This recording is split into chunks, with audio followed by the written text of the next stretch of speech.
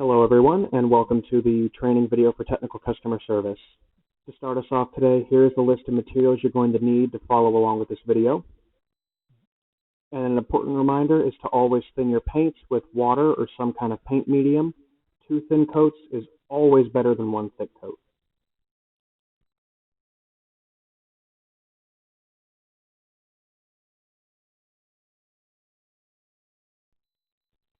To start us off here, we have our model primed and ready to go, and we'll go ahead and begin the first technique, that is basing.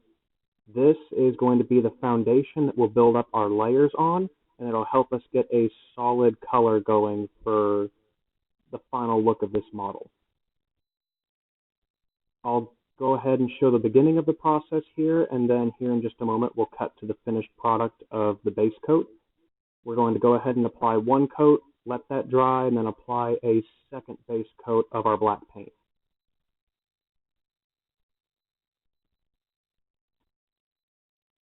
And here it is. This is the finished base coat, 2 thin coats of black paint, thin down. And this will give us a good foundation to start building up our layers on.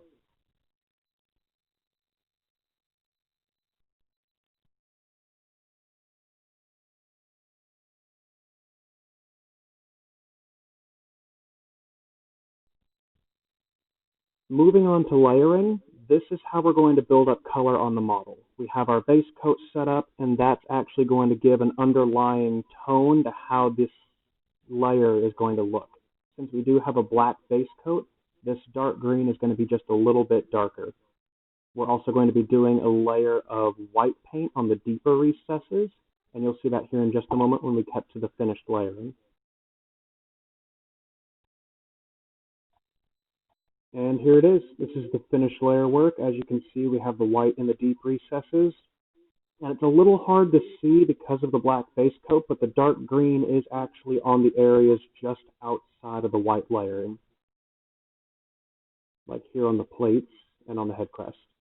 Next, we'll be using our technical glowing paint, and we're actually going to be using the same technique that we use for shading to cover all these white parts that you see here on the model.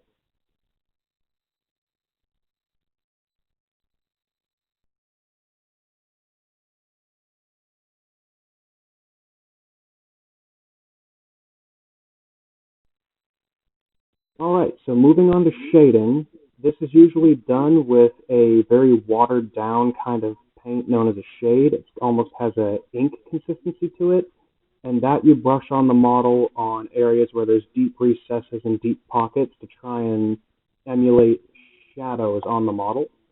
In this case, we're going to be doing the same technique, but we're going to be using a paint that is supposed to emulate a green glow. So we're using the same shading technique, but we're going to get a result that is the opposite of what you'd normally try and get. And you'll see the finished result here in just a moment.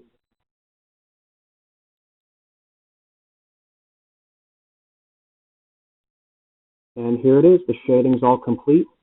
Now, I went ahead and covered the entire model with this green glow paint. It wasn't necessary, but I felt it would help to show the difference of how the base coat and the layering actually changes how that glow paint turns out.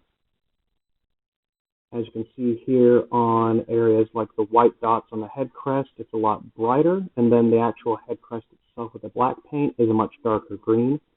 This is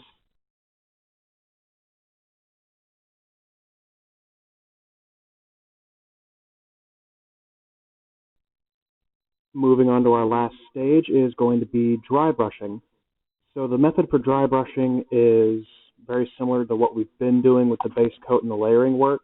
But before we get to that, what I'm doing here is I'm getting some more of that dark green paint, and I'm just touching up areas where that green glow on the white paint fades to the black, so it gets kind of a gradient effect going.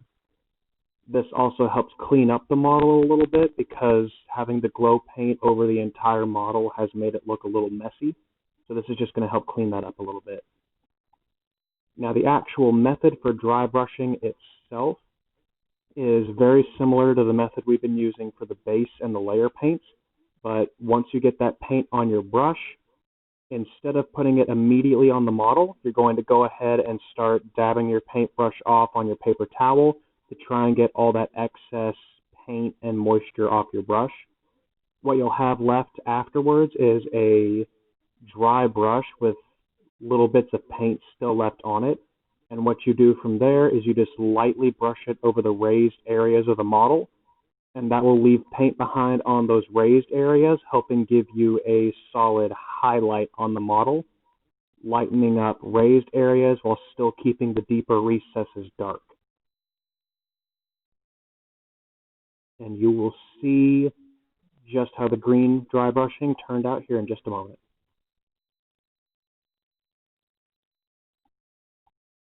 All right, and with the green touch-ups and dry brushing done, you can see here a lot of the green glow paint is now gone from the model.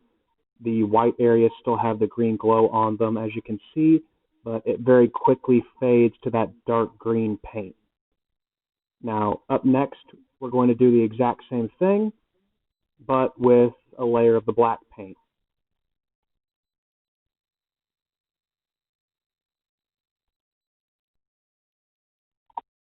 And there we are. With the black paint now done, we've gone over and touched up the model again with a new layer of black paint, as well as dry brush some more black where the black layer will meet the dark green layer to kind of help that fade a little more as well. And this is the finished product.